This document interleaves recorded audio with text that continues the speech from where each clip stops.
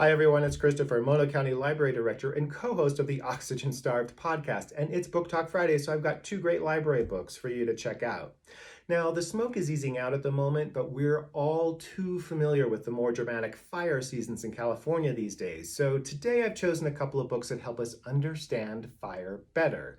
The first is an introduction to fire in California by local Mono County author David Carle. He originally published this back in 2008, but has updated it this year to include more current information.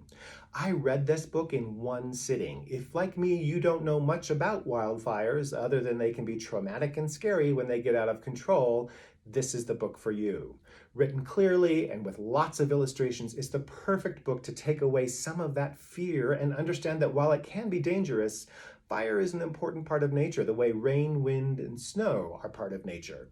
Carle conveys the basics of fire and its behavior, often with helpful graphics and how wildfires behave under different conditions in different parts of the state. He's updated the book to include the more extreme fires of the last decade right up into the COVID pandemic.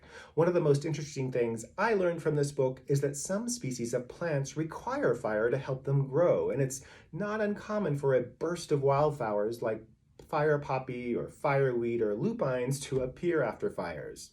Those fires can improve a plant's likelihood to grow from seed by reducing competition, increasing sunlight, and releasing nutrients into the soil. Some seeds can lay in the soil for decades or even centuries and get activated by fire because it breaks down the outer layer of the seed to allow moisture in to get it started.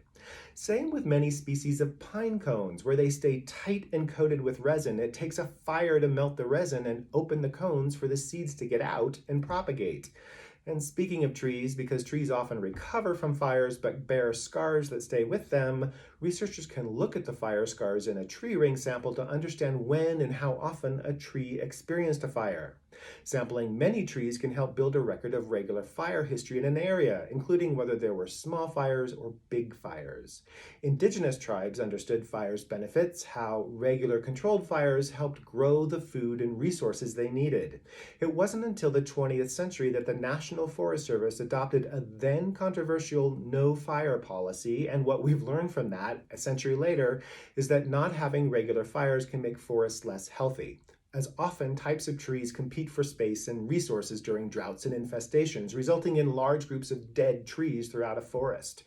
Ironically then, these dead trees become fire fuel, and more than 147 million trees died in the state between 2010 and 2018, mostly in the southern Sierra Nevada. That's just one of the things you'll learn from this book. It's also a good read to help better appreciate my pick for the new this week.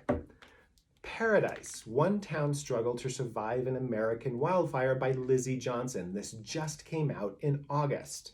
Now, we're all familiar with the campfire story, how in November of 2018 a fire started and within just 2 hours had engulfed this little town of Paradise in flames, and within a day it had overwhelmed it, killing 85 people.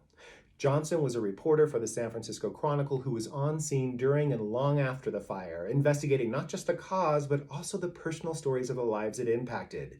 This is getting great reviews, and it is no accident that this book is blurbed by Eric Larson, because it reads similar to his style of gripping narrative nonfiction.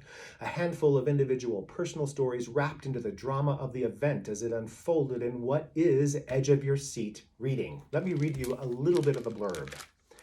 As a reporter for the Chronicle, Johnson was there as the town of Paradise burned.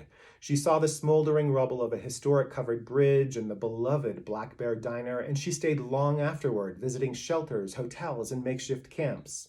Drawing on years of on-the-ground reporting and reams of public records, including 9/11 calls, Johnson provides a minute-by-minute account of the campfire, following residents and first responders as they fight to save themselves and their town. We see a young mother fleeing with her newborn, a school bus full of children in search of an escape route, and a group of paramedics, patients, and nurses trapped in a cul-de-sac, fending off the fire with rakes and hoses. A powerful account of wildfire up way too close. This is Paradise, One Town's Struggle to Survive an American Wildfire. This is Introduction to Fire in California by David Carle. Both great books, both at Mono County Library. Come in, grab these, or grab another great read. In the meantime, stay safe and happy reading.